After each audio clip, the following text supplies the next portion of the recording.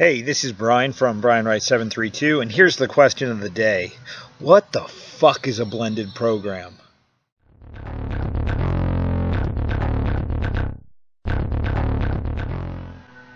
Alright, so I'm pissed again.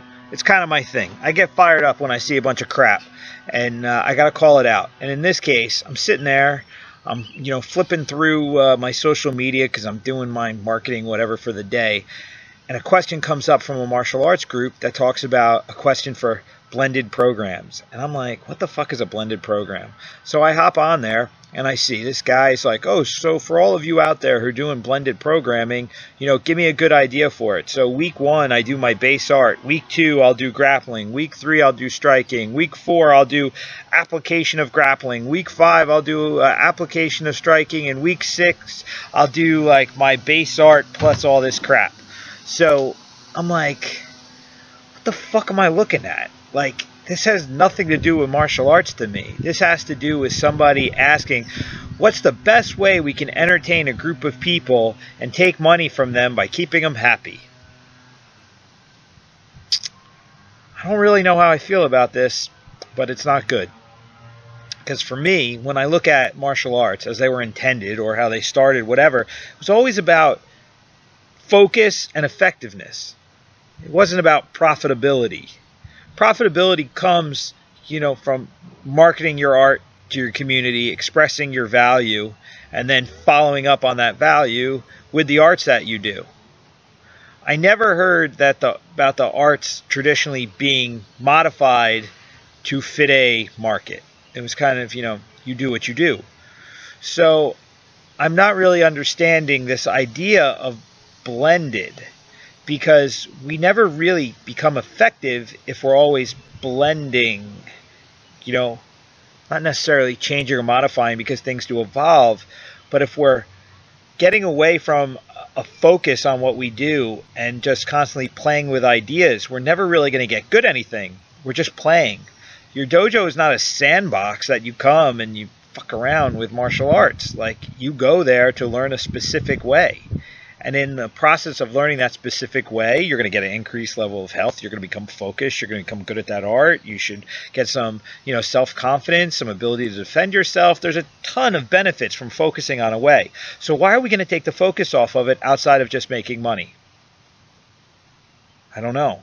So for me, I do striking and I do grappling, but I do each of them equally in terms of time commitments. And we're not talking about I take 1 hour a day and I spend 15 minutes on a warm-up and then 15 minutes of striking and then 15 minutes on grappling and then 15-minute cooldown. I'm talking about I put an hour, hour and a half into doing jiu-jitsu and then another hour, hour and a half into doing striking on a daily basis. So I have an equal commitment to both arts. I've competed in both arts. I learn them individually. Yes, we put them together in MMA environments, but if you ask me about jiu-jitsu, I have a pedigree in it. If you ask me about, Muay Thai, kickboxing, whatever, I have a pedigree in it. I have devoted, huge chunks of time to both. So I don't believe that you have to focus on just one thing, either a grappler or a striker and, whatever. I do believe you can do multiple arts, but you can't do so many things that you never get good at anything, because that kind of defeats the purpose, doesn't it? I'm just thinking about this because it just blows my mind when I see this shit over and over and over and over again. Look, here's the deal. You want to make money in your business. Okay, great. When I hear someone say blended whatever, I have my base art. Well, your base art is what you should do the most. It's your fucking base. That's your foundation. That's what everything comes off of. If you want to incorporate other things, you want to have fun with a concept here and there to break up the monotony, I get it. That's fun. Go to seminars. Go do things. Bring somebody in. Screw around with a concept you haven't done every once in a while. I have a kickboxing and jiu-jitsu school. Every couple months we'll do a self-defense seminar where we take everything and I'll say, look, here's self-defense. like hardcore, way different than what you do. I mean, I've never seen anyone attacked with a knife in a jiu-jitsu tournament, so teaching someone knife defense is kind of like outside of our normal zone. But it's cool, it's mind expanding, whatever. But we don't stop doing jiu-jitsu so we can fuck around with knife defense because it's entertaining. Like, we do that shit just to like expand our knowledge here and there, whatever. That is something we play with. But in terms of what we're serious about, those are our bases. So if you have a base, you've got to be very serious about your base, or it's not your base anymore. You know, that base that made you personally successful is what you're supposed to be giving your members. You're supposed to be giving them a foundation in which they can develop success off of. And then by giving that in that base and helping them find that success, that's how you make your living.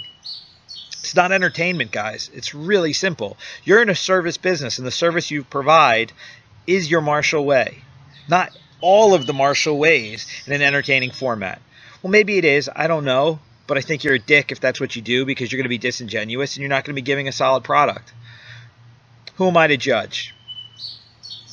I don't know. Maybe I'm a guy who's just seen a lot of negative impact of shitty martial arts schools that try and do too much. So, you know, the concept of knowing what your strengths are and knowing what your weaknesses are is really important. So basically, if you have your base, that's your strength. Focus on that. That's what you do. That's what you do. Don't be embarrassed by it. Just do it. If you're a Taekwondo guy, don't be embarrassed if you don't know what a UFC conversation is. And if you're a UFC guy, I don't see them embarrassed when they don't know, like, all the forms of, like, Shotokan or whatever. They say, oh, that's pussy shit. That's for, you know, guys that want to wear their pajamas. Well, fuck you. Some people like to wear their pajamas in Dukata because, you know, it's a focus and they found an effectiveness and they know how to apply it or whatever. Everybody's got their own thing. So, you know, adult up. Find some confidence in what you do. And if what you do, if it's your strength, embrace that shit. Be strong. Don't worry about what the world has to say about it. Be strong. Talk to the world in a way that's going to make them identify the value of that strength, and they're going to want to participate. That's it. So stop trying to change your programs and think that you're outdated. What's outdated is how you communicate, not what you do. There are people that are doing the craziest shit in their dojos, and you know what? Some of them make a lot of money and some don't. Then there are other people that are highly affected, extremely effective, not affected. I guess we're all affected, but highly effective martial arts, doing really amazing traditional things that are super old, or other guys that are like former government contractors that could teach you how to like snap somebody's neck, whatever. Everybody's got something. There's some people doing amazing effective stuff and some stuff that's more theatrical, whatever. And there are guys on both sides of the spectrum making money or not making money. And it has nothing to do with what they do on the mat. It has to do with how they communicate with the marketplace, how they, you know, get their value across, how they communicate with their students, all that kind of crap. So when I see these people trying to like modify their formats to like kind of accommodate whatever, the inmates are running the asylum, and that's never a good thing. You do what you do, whatever you're good at, learn how to become great at it. Learn how to speak like a master. Learn how to communicate your value. I'm just going to hammer it over and over and over again. Communicate your goddamn value. Stop trying to modify what you do to fit the audience. Modify what you say to fit the audience so that they're going to understand you. Period. And if they don't get you, learn how to communicate better, or just don't go back to that audience anymore. You know, there's just multi-levels to this. But seriously, if you want to call yourself a martial artist, focus on your martial art. Don't water this shit down. You're just going to make yourself look foolish in the end and be ineffective. And effective is your value. You're not there to be a friend. You're not there, you know, to be, you know, fun. It should be fun, but it also has to be effective, because that's the value. You're not a stand-up comic. You're not standing there to tell jokes and entertain people, tell them about your amazing life stories. You're there to help them get in better shape, learn a practical skill, and translate that value into the remainder of their life. It's that fucking simple. So take your blended and stick it. That's it. So I'm done getting angry over this. I hope I got through. I hope I didn't piss off too many people. I'm sure I did, because not everybody likes to hear what I have to say. But tough shit. I know how this works. Later.